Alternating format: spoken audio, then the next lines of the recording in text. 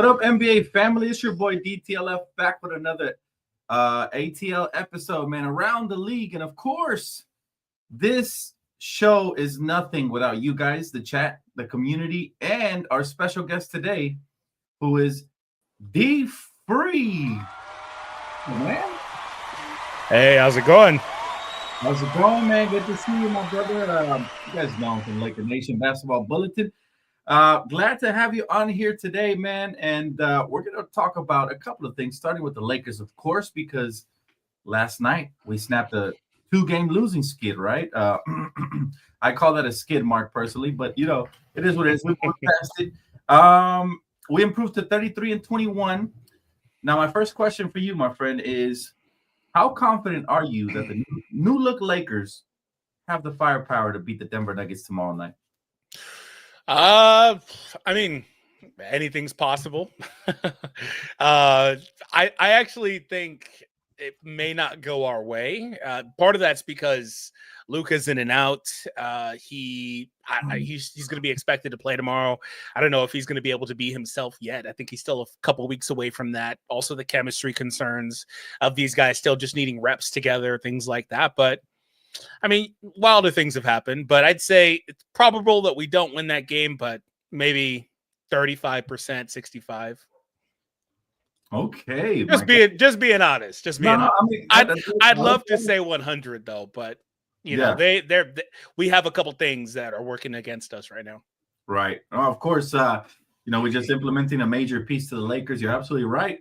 It's not probable, but you never know, because the way I like anything can happen. Yeah, anything can happen. It is the NBA, but also I think we're going to be more on our toes for multiple reasons. One, I think, according to multiple reports, Luka Doncic minutes are about to be the restriction minutes are about to be lifted relatively soon. It could be even as soon as this game, right? I think that can maybe he catches his flow and his rhythm. Finally, he has a big game. We all know he's he's a killer of every team, but we've seen him go up against the Denver Nuggets before, and just like we have to worry about a matchup against Jokic, they have to worry about a matchup against our guys, which LeBron, by the way, he's been phenomenal last night. Oh my goodness. The last 2 games, really.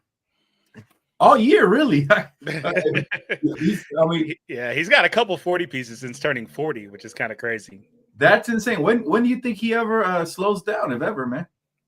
Whenever he wants to. Like that? Whatever he wants. I legitimately think that he could be 45 and still give you 15, 5, and 5 at worst. Wow. Like, I really do. The way he's playing now, I mean, there's nothing to suggest otherwise. Like, you know, I think that he could really keep it going. So whenever he wants to, whenever it's just enough mentally. I think that's the thing with him is, when is it enough mentally? Like, you got to consider the fact that the work ethic, the work that he puts in, all that stuff. When is he just tired of it? I mean, bro's 40. He's been doing this for 22 years. That's longer than he's, more than half of his life. He's been in the NBA. So when is he tired of it? When does he just want to spend time with his wife? You know, I think those are the things that matter aside from it. So, but the way he keeps integrating his family into the NBA, he might never retire, but he might get his wife drafted at this point. Yeah. Look, but also as a father, like he's also not been around for his 2 boys. True. Like, it's not like he hasn't been around, obviously, but he's missed a lot. And so he's not going to get that time back. He does have his daughter who's still really young. He can at least be around active for her. And I think that probably matters too, but Right. Absolutely, man. Good point. Jonathan, how you doing, brother? Good to see you, man. Thanks so much for super chat, brother. Always appreciate it. Blessings. Listen, DFree, I want to pivot into the other player who you can arguably say at times looks like the second best player on the team, and that is Austin Reaves, right? So, last night he has 32.7 assists. Couple of questions. Here's a 2-part question. Is he the best third option in the league right now currently? And the second part to that question would be, what do you think his overall ceiling is? Is he the best third option? He's up there. He's one of. I'd have to look at list like third options. I don't really, off the top of my head, I'd say sure he's up there somewhere. One of the best for sure. He may be the best. I just don't know the full list off the top of my head. It's hard to think of every third option. It's top, right? I got to think about it for a minute. Probably. I think that's fair. I mean, he's giving you 19 and 6. Some of that production has been ballooned because he's been the second option on a lot of nights for the last few weeks. I'd expect that to maybe go down just a little bit back to more 17-ish, 15, 17-ish as Luka comes in and has the high usage on the team. But yeah, he's one of them. But in terms of his potential, like, what do you mean? Like long term this year? Like year, man, he continues to rise every year. Like you already mentioned it, but you know his stats are off the charts, man. 19, 4 rebounds, and 6 assists, shooting 44% from the field. That's not easy to do when you're playing with multiple stars. He started the year playing with obviously AD and now still with LeBron and Luka. So again, like me, I love Austin Reaves. I think his ceiling is going to be around 21 to 23 points per game with the 6 assists he's averaging. But most importantly, his ability to be clutch, right? One thing I said pregame yesterday was Austin Reaves, whenever we need him to have a big game or somebody goes missing, this guy shows up, man. And he puts up big games. We've seen him do it earlier in the year versus the Warriors, right? When he hit that dagger over there in Golden State. We've seen him do it throughout the years. Last year was in Boston. He went off when LeBron and AD both took the night off. And you know, he spearheaded that. They were calling him Larry Reaves or something like that.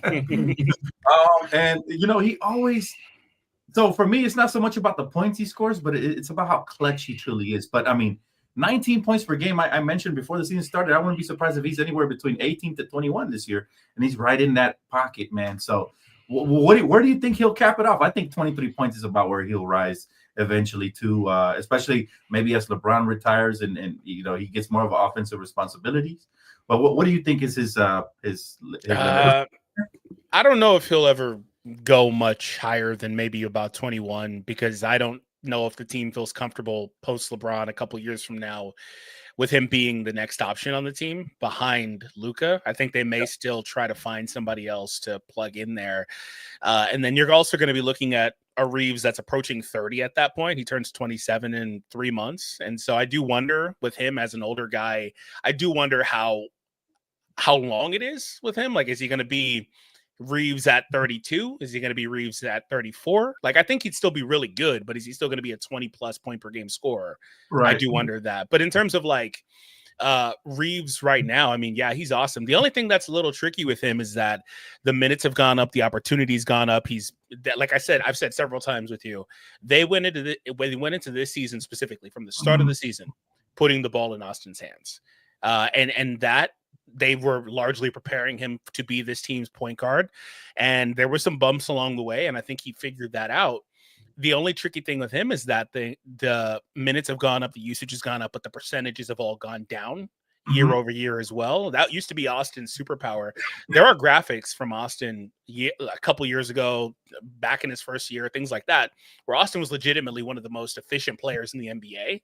And so that's not exactly the case anymore as he's gotten more opportunity, but he has still found a way to be successful. And I do have a lot of faith in Austin in big games, big moments, big spots. He is somebody that you can put the ball in his hands and he will make the right decision most of the time. So I do think that is something that Austin's great at too.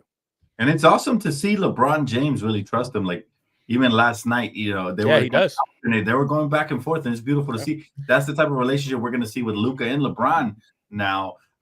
So we'll get a little more into that. Let's see. Super Chat. The thing with that also is that these guys have they've been together for so long, right? They've been together this is their 4th year together, and he's watched Reaves put in the work, put in the time, and given Reaves every opportunity.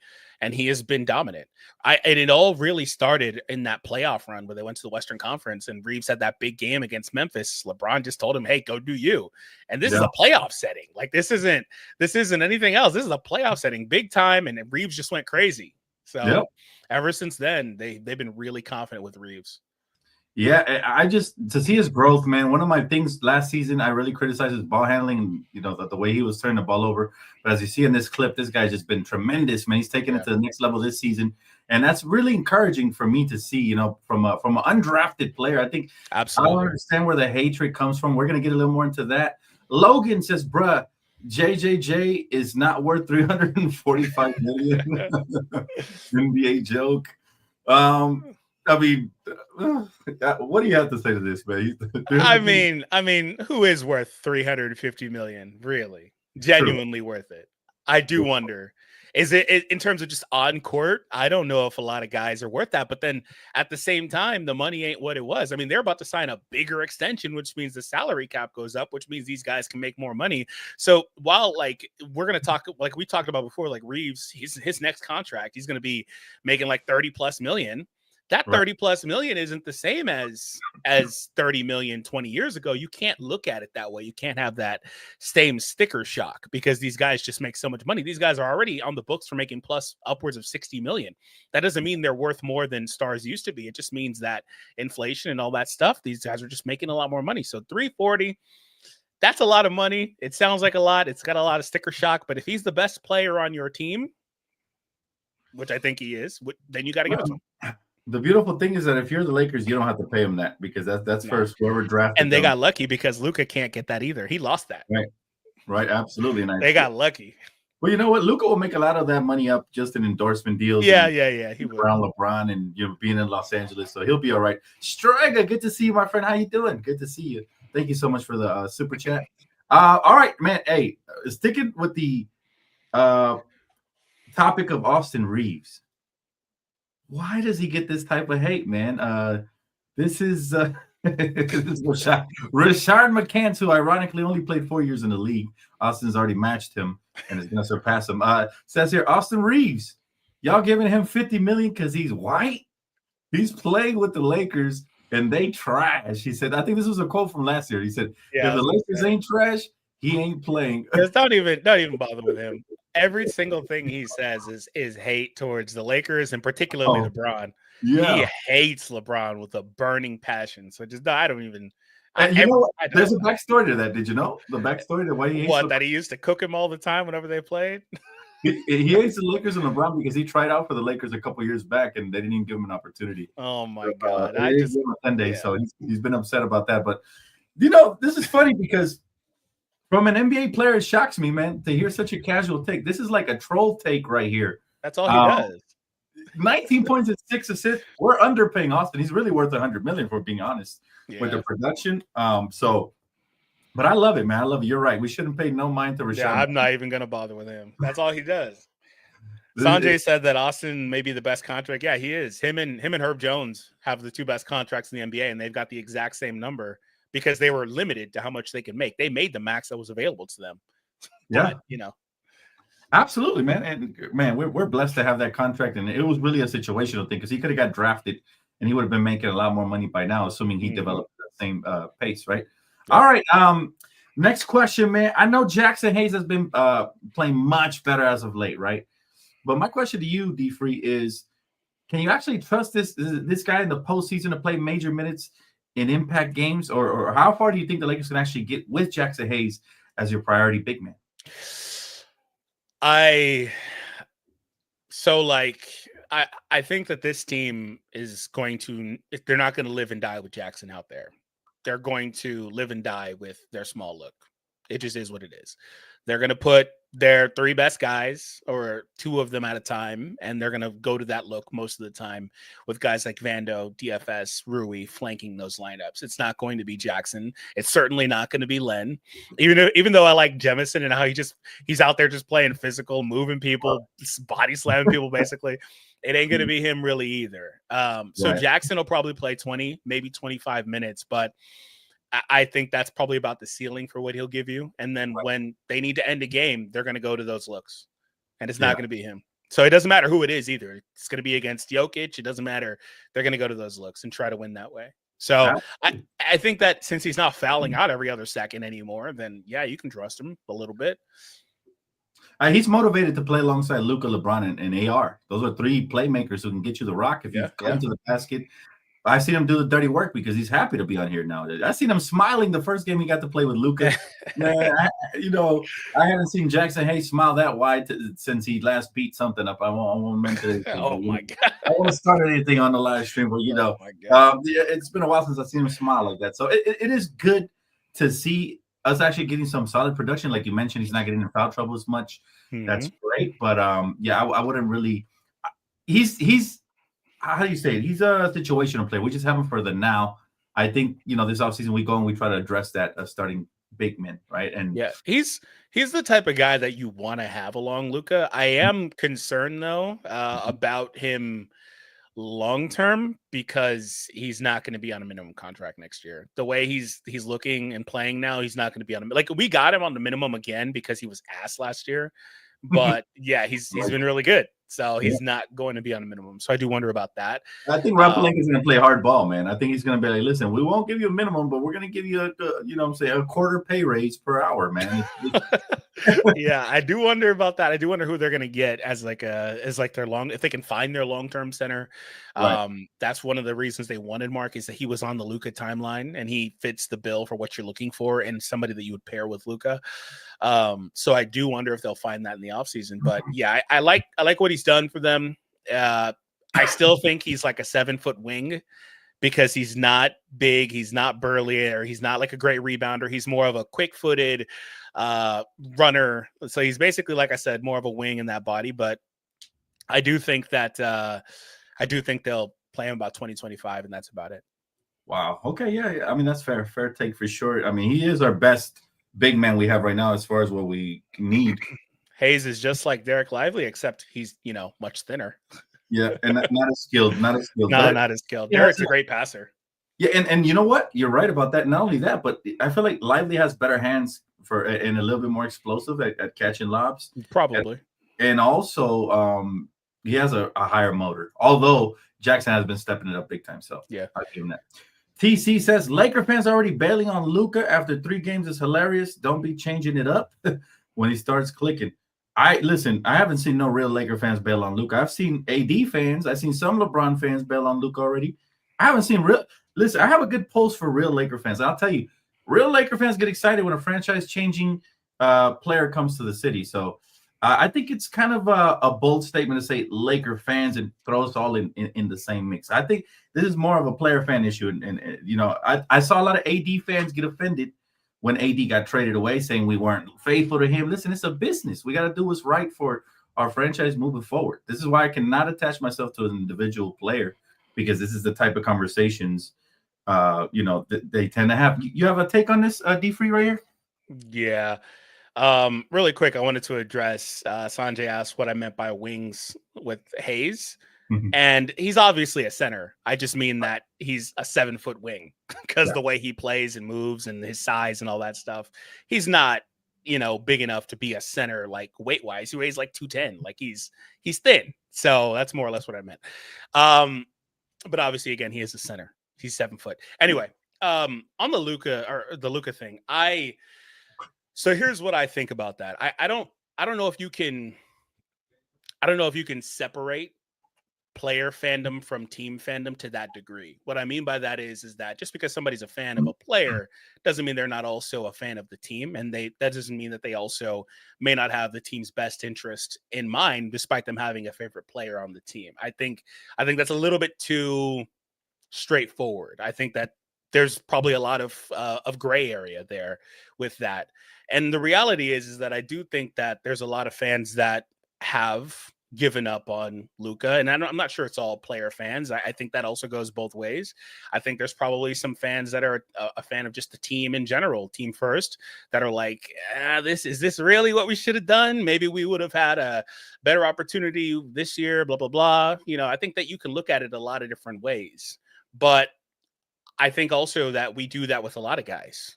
When guys are out there and they're not producing the way that we want them to, we look at them and we're like, what the hell's going on? I mean, we are not above giving guys death threats. We used to do that a few years ago. Like we used to do a whole bunch of stuff. We're not above. Wait, what? I mean, as a fandom, like, remember the Danny Green thing? Well, to Like, be fair, every fan like, base has the loop. that's my point, right? Like, I don't Sure. think that you can But I don't know generalize if I in a want to certain lump, way. real diehard Laker fans with psychotic Laker fans. Well, those are they not diehards because they love their team just as much, and Probably not. they're just psychotic, right? I will say this, DFree. If you're sending death threats, you need psychology in your life. You don't need to be watching Okay, sports. all right. Well, that was Yeah. the extreme. But yeah, my point is that like I think it's probably a little bit of everything. But the reality is that we do this with a lot of guys. Just give him time. He's going to need 20 games. The team's going to need about 20 games, I think, to really get going. And there are going to be some rough losses, especially because we have the number one hardest schedule in the NBA remaining. So there's going to be some ups and downs. Yeah, no, for sure. I agree with a lot of what you said. I don't agree with the only thing I don't agree with is Don't that do we it. can't separate player fans from regular fans. Okay. For me, man, in my chat, listen, I see conversations from player fans, and I will not participate. I'm just like, no. No. I said all. Like I know that there are literally some that only care about the player, but I was saying that I'm sure there's a gray area there. No, there's great player fans. I have a lot of friends that are fans, and they're very knowledgeable and they care about the team as well. But I will say that a lot of these insecurity issues stem from they betrayed Anthony Davis. Like Anthony Davis fans, I've read a lot of Anthony Davis fans online say, AD was betrayed. That's not a loyal franchise. LeBron should leave. It's just I do 100% actually agree that they did AD dirty, but at the same time, business is business. They did what they were supposed to do. They did what they should have done, but I don't think they did right by AD, especially over the last couple of years. For the record, they should have got him a big man. That's where I'll agree with you right there. They should have for sure gotten him another big man because over the last couple of years, Rob had 1 foot in, 1 foot out. Did not believe in that core. Did not put everything on the table, and he was better for it because he got Luka, right? Hindsight 2020 and all. Mm-hmm. But at the same time, I don't think they did right by AD at all. Just for the record, I will say this: as far as the AD thing, right? If we're talking about they didn't do right by him because they traded him without his consent or him knowing, that I'm sure that's not what DFree means. I mean, I think he's talking a broader. Just in general for his tenure. And I agree with that. If that's the case, I agree. With the fans that say that we did AD dirty by trading him, I disagree because, when a free agent becomes a free agent, for example, Kevin Durant and just dips, you know what I'm saying? It's the same outrage both ways. That's what I'm saying. Like if a free agent left, he's a traitor, he's a snake. If a front office trades a player without giving him the proper help or whatever, same thing, right? So it's the same standard. It's always going to be an opinion. I think Rob Pelinka maybe didn't do right by AD, but is that our job to really do right by the players all the time? Because I think his responsibility is to the fans, the city, and the franchise primarily before even any player. You know what I'm saying? And this is a conversation we can have, but I do believe that is who Rob Pelinka's loyalty resides to. That's why even LeBron didn't know, right? There was a lot of speculation on if LeBron and Rich Paul knew about it. Well, they came out and they cleared there. They said they didn't know. They had no clue until it happened. So I think that shows you that Rob is actually, yes, I agree that he messed up. He did a couple of missteps along the way, but this is a major step forward for the franchise and for the city. So that's why I don't think anybody involved from their camp has any hard feelings about it. They understand that you have to do what you have to do. I'm just saying, I really feel like over the last couple of years, they could have put more around these guys. I mean, we were talking about it. Rob was like, I'll save these picks for this other trade that just never materialized. I mean, things like that, right? So, like I said, they're better off for it because they use those picks to get Luka, and they'll have that to get somebody. They initially had Mark and all that stuff, but I do think that along the way, Rob could have done more. And then let's not forget that while this is a trade you had to make, if this trade wasn't there, I don't know what he does, despite the fact this team was right at the door. This team was right at the door, needed 1 or 2 pieces, and that's it. Yeah. What happens if this trade doesn't go through and Rob doesn't make another deal or he makes a small deal? Remember, I was telling you, I don't think he's going to use the picks. Like I was thinking he would just do one small trade or something like that and call it because he's shown that he doesn't believe in the core. And I think that's not so much like loyalty to the city. I think that's just loyalty to yourself and your job at that point, because the loyalty to the city would be to put the best team that you can out there also. It doesn't mean like sell everything for pennies on the dollar, but if there's moves you can make, you should make those moves. And I don't think he's done that. But again, this deal, absolutely, I have no qualms with this. You got to make this deal. You have to, for sure. So. Yeah, no, absolutely, man. But again, as just being a team fan, I could give two shits what AD's feelings are looking like right now. I don't think he feels bad about it. I really don't. I love him and I thank him, and I'll always be grateful for the one championship him and LeBron delivered.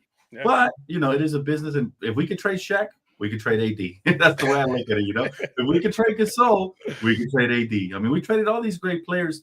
One thing I do notice though, we take care of our Batmans. I'm talking Kobe, LeBron, Magic. The Batmans, Kareem, they get taken care of. But it's the Robins that sometimes get flipped, and no hard feelings is for the betterment of the team moving forward. Where were you, by the way? Where were you, DFree? I think you were in the chat, but I know you have the basketball bulletin. You probably had to hop online. I don't know. Where were you, and what was your reaction to the Luka trade when it first happened, man? I don't think I've asked you this yet.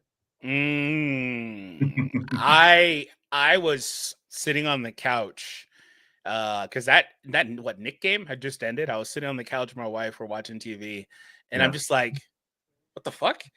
And I just keep saying it over and over. I'm just like, "Wait, what?" And I'm looking. I'm like, "Is this fake?" Like, and I'm like, "Did he get hacked?" Like the same reaction everybody had. I'm like, "WTF?" Over and over. And so I run upstairs and have to do a video on the bulletin. But I was just chilling on the couch, and I was like, "There's no way. What the heck?" And I'm just thinking, like, why did this happen? Like, what? I don't know. It was so out of left field. Crazy. It was just, and you know what that trade did was it completely sucked all life and momentum out of that win, which was a really good win that we got to talk about for all of like 30 minutes and then moved on. That's insane, bro. Look, I was so excited I couldn't sleep that night, bro. I was tossing and turning from excitement. I had literally just got off a post game. We had just beat the Knicks, and my phone just goes. It's like you would think it's an explosion on my phone, nonstop vibrations, man. And I'm like, oh my goodness, bro. I couldn't even fully react till I made the thumbnail and got back online. But it was insane. My girl thought something was wrong because I was like, no. I was like, I couldn't believe it. Yeah. My girl, like, she likes the things that I like. She's more like tries to like the things I like. She's not like actively into them. So I'll like sit down and watch some stuff with her or whatever, but she'll watch it with me. So I spent like the next like hour trying to explain, like, no, this is a big deal. Like, this is if like something was I was trying to explain, like, yo, this is a crazy trade. Like, she just doesn't get it. She's like, stop saying WTF. I just kept saying it over and over. Yeah.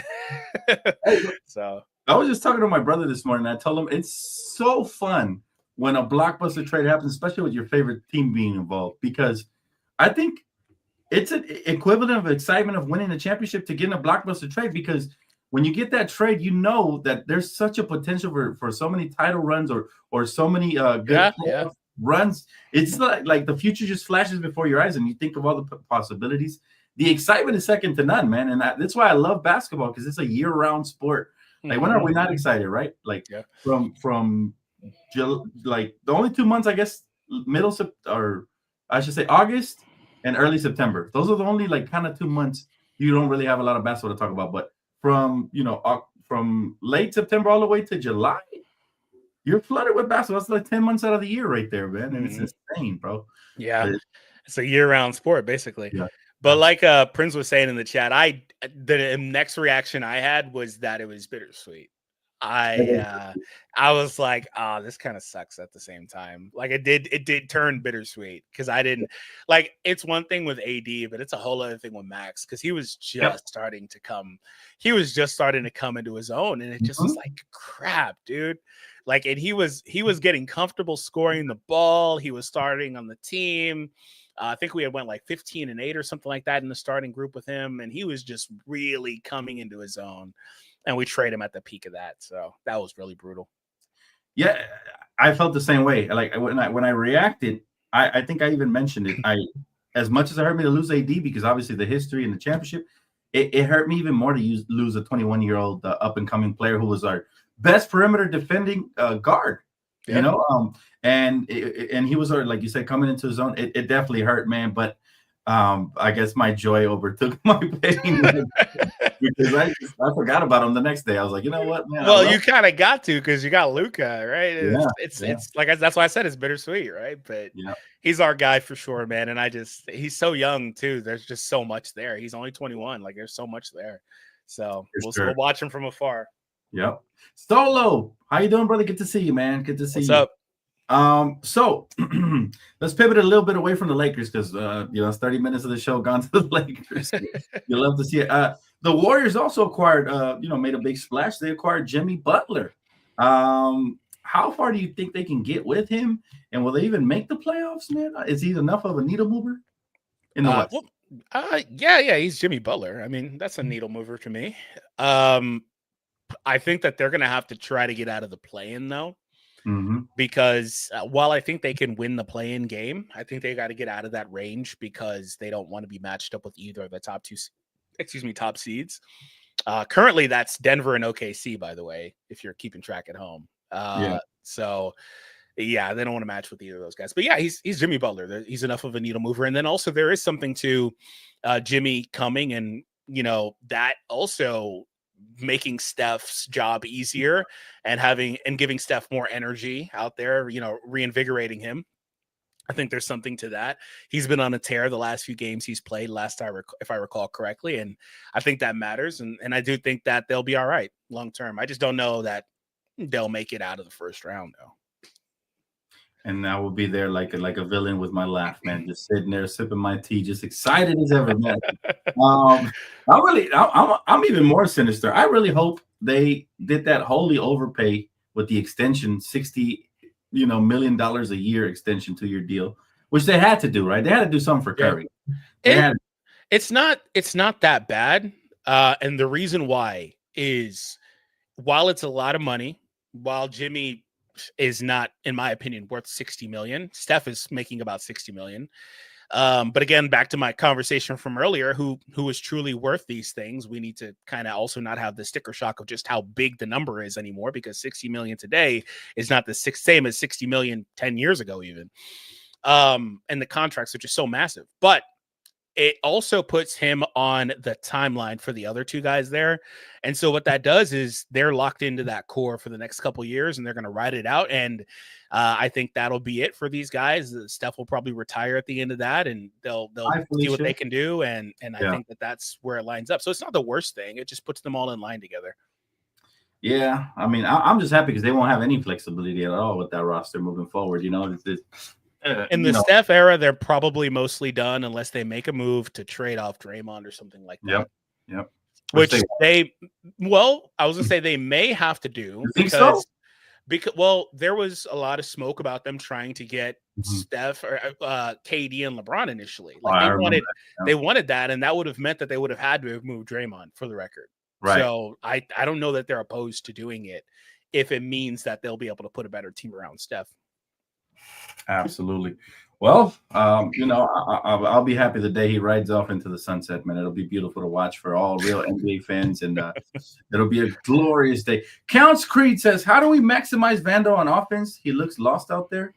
I'll tell you, I'll answer this one. Counts Creed. As far as Vando goes, you never have to even think about him in offense. I mean, if he gets a wide open layup or dunk under the basket, that's about the best, most efficient offense you're going to get from him.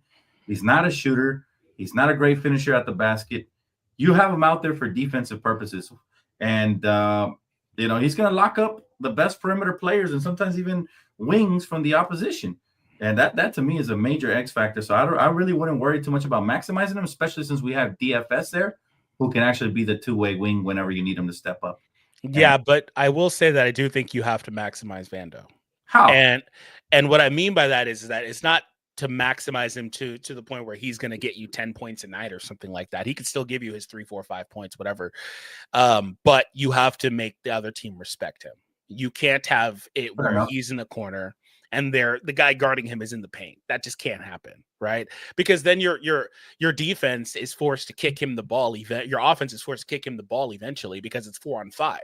And he's the open guy. So you're going to give the open guy the ball. Probably, right? That's also why I don't want him to start. I don't want him to start alongside Hayes because all of a sudden you're really, really ruining the space and driving lanes for a guy like Luka. He is the last guy I would start out of all the guys off the bench because of that, if Hayes is starting. But yeah, you have to maximize him. And to do that, you've got to get the defense to guard him. And to do that, you put him in action. You make him set down screens for guys. You make him be a short role player. You get him involved. He can't camp in the dunker spot. He can't camp in a corner. You have to make him be an active part of the offense because he's still not able to hit that shot. If he could hit that shot even 34, 35% of the time, they wouldn't leave him like that. But they're not going to guard him. And that's why when you look at him in the playoffs, he gradually, his minutes start off high and they just keep going down and down and down and down. Because ultimately with him, you get to a point where his impact can be muted.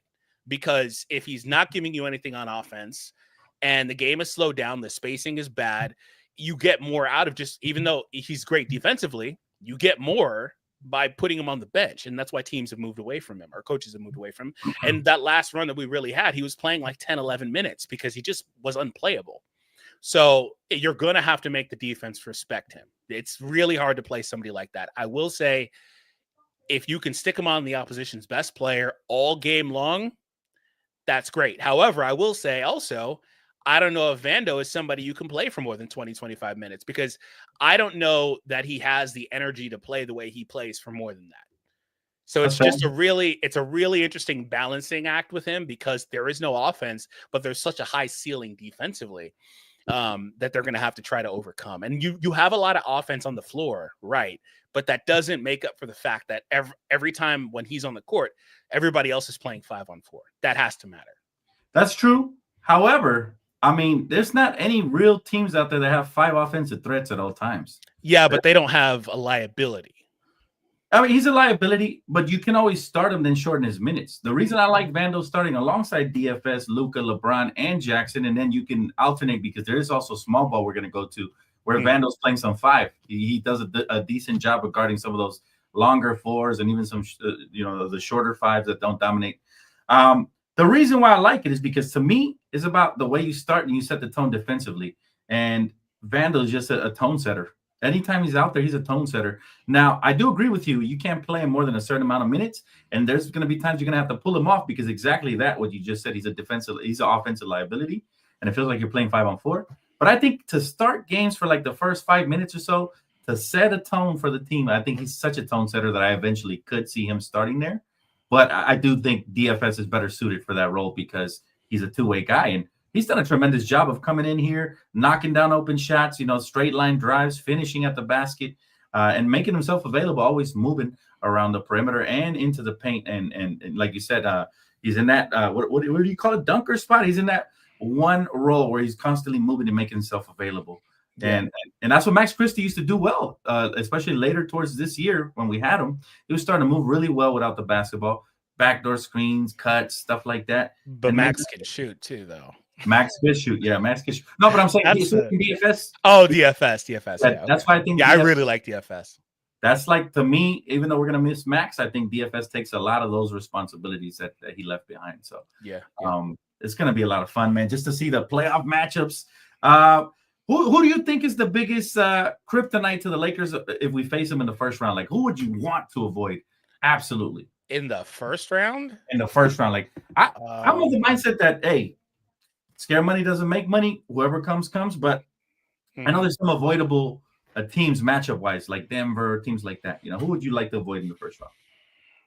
Probably only, I mean, of course, OKC. You'd have to consider that, but that would mean we're a play-in team because they're going to be the number 1 seed regardless. Denver's currently number 2, but I mean, there's only 5 games between 2 and 6, so that could shuffle a lot. But I probably wouldn't want to play the Mavs round 1 if we had to. Right. There's just so much size. They're just gonna kill us inside. Like, it's crazy. And then we also could potentially have issues with Kyrie. I don't know. I think we'd be all right, but Houston could be a little bit of one, but I think we beat Houston. That's probably it. And Denver, of course, I think that's probably it. I don't really care about any of the other teams. I agree. Denver, obviously, for obvious reasons. And then I actually think I would like to avoid the Timberwolves in the first round. I know they don't look good right now, but I didn't consider them. You're right. They would be one I wouldn't want to play in the first round, but I think we beat them. We could beat them for sure. But man, with Naz Reid, he's a Laker killer. And then they got all that size Julius looking to get his revenge and all this crazy stuff happening. But man, the playoffs are I can't wait for them to start. But if I could fast forward past these games, I would definitely do it just to see. And hopefully the Lakers are healthy when it does happen. But there's so many fun teams. Besides the Lakers trade, what trade did you really like for any team at the trade deadline? Any team that caught your eye at all? Remember, they traded DeAndre Hunter to the Cavs. You had the I De'Aaron like Fox that to a the lot. Spurs. Which one really caught your eye? I like the De'Aaron Fox move. The only other trade that really is jumping out at me right now is Zach, but I don't know if it's not so much that I like it, it's that I don't hate it. That's probably about it. All the other moves are kind of like minor small moves. I actually kind of like Kuz in Milwaukee too. Yeah, I like that one too. Yeah. But I like Hunter. I think Hunter is the one I like the most. The Kuz Milwaukee trade has a chance to impact right now, especially with the suspension that happened to Bobby. Yeah. He can just slide in there, take some big minutes, and let's see if he flourishes there. Phoenix Suns, man, they're 1-7 from the last 8 games. Are they just not compatible with Booker and KD, and do they need to blow it up, or what are your thoughts? What needs to change in Phoenix? Yeah, they need to blow it up. They lost their last 4, 2-8 in the last 10, 26-29 record. They're 11th seed currently. Yeah, they need to blow this up. Let me see if I could find it. But I saw a post earlier from Sidery. I don't know if you saw it, but he posted that if they had not it was the last one. If the Suns didn't make trades for Beal and Allen and Nurkic in 2023, their lineup long term would have been Chris Paul, Devin Booker, Toumani Camara, KD, and DeAndre Ayton. That would look 10 times better because Kamara is one of the best perimeter defenders in the NBA. Chris Paul is still kicking. Ayton would be the size they need, and they would still have their picks that they would have given up in those deals. So, like, really, what it is the Suns just rushed it all. They saw the CBA come in and were like, oh, well, let's forcefully add something here in Bradley Beal and say, screw it, we're going to blow through the doors, but while we have a chance before these rules come into effect. And I think they need to blow it up, which is why they found themselves taking KD calls. There's reports saying that KD is going to get traded this offseason. So that's probably the best case scenario for them. And they wouldn't trade Booker. He's their guy. They can't trade Beal. So it's got to be KD by odd man out. Man, they really gave up a lot of talent in the past couple of years, just alone in the KD trade and then the Bradley Beal trade. We could argue that the Bradley Beal trade was just as bad as the Russell Westbrook trade, man. We could really argue that. It's one of those trade. The Bradley Beal trade. And at the time, it looked like it was a gimme. They actually threw in a couple of first-round picks, I believe. But see what it was for Bradley Beal, who was always injury prone, and you know, as a basketball fan, holy shit! Hold on. What is it? Let me see if I'm gonna present it to you here. Okay, go ahead. Yeah, that is funny. Yeah, holy shit! I know it was bad, but I forgot exactly what it was. There it is. Oh, there it is. The Suns get Beal, Goodwin, and Isaiah. Look at the Wizards. God, wait, what? No way. Oh yeah, no, this is worse than the Russell Westbrook trade. Yep. Yo, what? No way, bro. 1, 2, 3, 4, 5, 6, 7. Pick swaps. Oh my goodness. And Coulibaly too. He's nice, by the way. Oh my goodness, yeah. Yeah, they made out like bandits in this trade. Yeah. Hey, shout out to Washington. Washington hasn't done a good job of rebuilding yet, but they're definitely gearing up towards it because, man, they ripped us off in the Russell Westbrook trade. You see what they did to the oh my god, that is nuts, bro. I didn't know it was this bad, dude. That's insane. I was just saying, as bad as the Russell Westbrook trade. Now this is as bad as the Paul George trade, man. Yeah, this is so unlike the PG trade where it's like, oh, but you're also getting Kawhi because he only wants to play the keep, you know, so you could apply that context. Yeah. But you can't do that here. This is terrible. This is a new owner coming in and saying, no, I want this right now, and not knowing how the NBA works and putting Beal there, which is a terrible fit. So yeah. It's insane, bro. That is pretty nuts. My goodness, man. And you know what? At the end of the day, a lot of teams make bad decisions. You know, this is why I tell Laker fans, like, yes, we're very critical of Rob Pelinka, rightfully so. We're on the LeBron timeline, but man, there could be worse. There could be a lot worse. Yeah. as you can see there. All right, we're gonna go there, man. One of the final questions here, man. Who's your MVP this season? Well, for the record, Mm-hmm. I think that Shea is going to win it. I'll just say that. I think Shea's going to win it, and I think he deserves it. I do think he deserves it. He's got his team #1 in the West, 8 games above the second seed, and he has dealt with a lot of adversity this year. Their second best player missing a lot of the season. Chet's played 13 games. I think Shea's played every game, giving 32.5 points, 5 rebounds, 6 assists. So I do think he'll get it, and I do think he deserves it. That's my answer.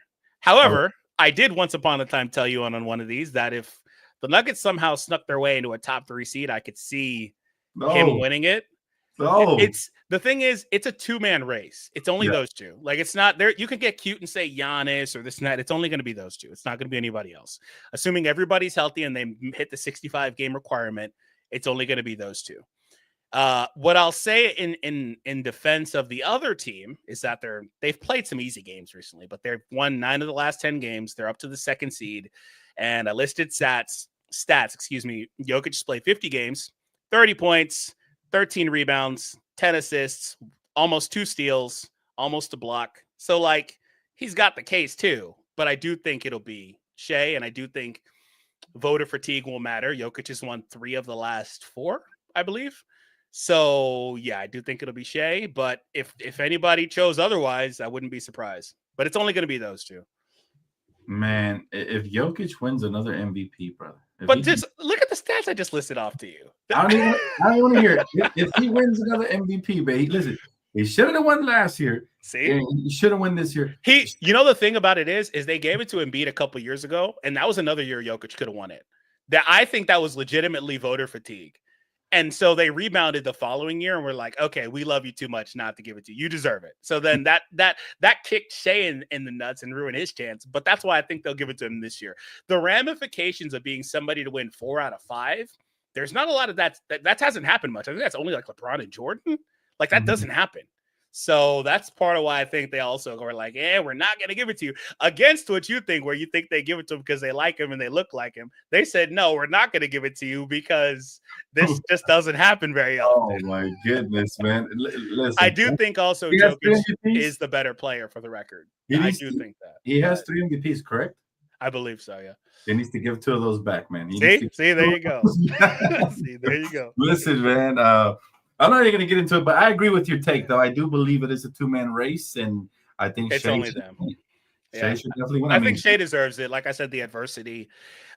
He's been there every night, basically. They're 8 games up. They're running away with it. He deserves it. Despite whatever seeding, I didn't think they'd run away to that degree. So, yeah. I see the chat having conversations about who's happy and who's not about Luka coming here. Look, I say what my brother DFree just said. Give him some time, guys. You guys would learn to love him because he is an amazing player. I've seen him his entire career, and he was a top 5 player before he came here. Now he shot up to my #1 currently of the players that are playing right now. So, but I'm telling you guys this, man, Luka, even if it takes all season, it'll be worth it, guys, because if you get a motivated Luka who with a chip on his shoulder to prove the Mavericks and just anybody who question his health or his weight issues, then the world is in for a treat. That's the last thing I'll say about that. And whether you like it or not, it's a good trade. It's a good trade. Yeah. I think they appreciate each other, and I think they want to play with each other. And I think that's going to be something that they figure out. You just got to let Luka get healthy. He's been out since Christmas, played a couple games, wasn't able to really do cardio in that stretch. So obviously he just needs time. Absolutely. And LeBron loves him as well. That's his guy right there, man. He loves Luka. That tweet you sent me where he said, I don't want to paraphrase. I might have to go back. Oh, he's the top priority.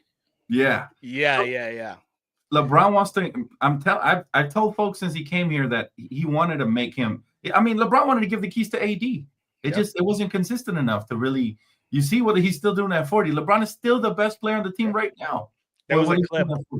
There was a clip from that last game at the end when LeBron got those free throws to get 39 and 40. Luka's on the sideline telling him, like, 4-0. Like, you got to go get it. Go get 40. Like, he's excited, man.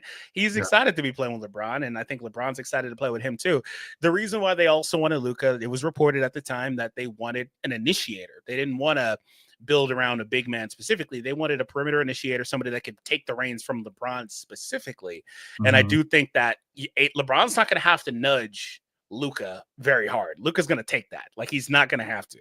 And that's what he's been asking for forever. Like, and he's built his game around being able to play and score anyway. You know, I was watching him in any way he wants. I was watching him last game, and I was like, man, he went to a little push, little floater. He just came down, looked at his hand, went to a little floater. He was feeling really good because he doesn't go to floaters. But then I thought, you know what?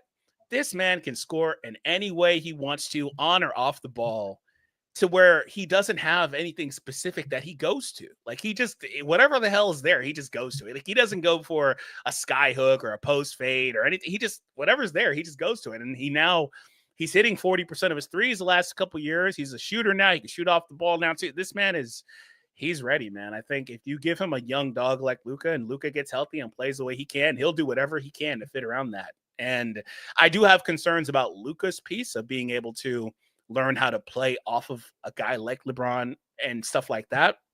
But Luka's shown success playing off other people like Kyrie, more in the take turns manner, but LeBron legitimately can play off of other guys because he's done it most of his career. So I'm not worried about it.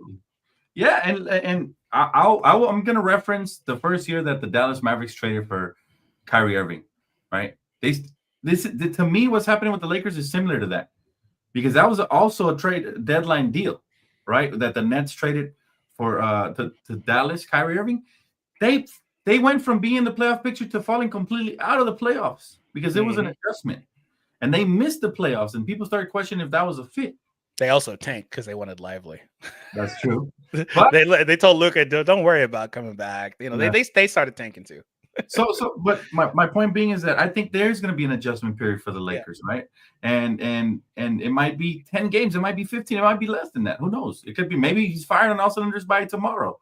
But God, I want to see it so bad. Me too. I cannot wait till Luka has that 30-point triple-double we're all waiting for, man. I can't wait. Man, he would have had it in the last game or something close if he just made some of those shots, man. Those are all Luka shots. They just weren't going.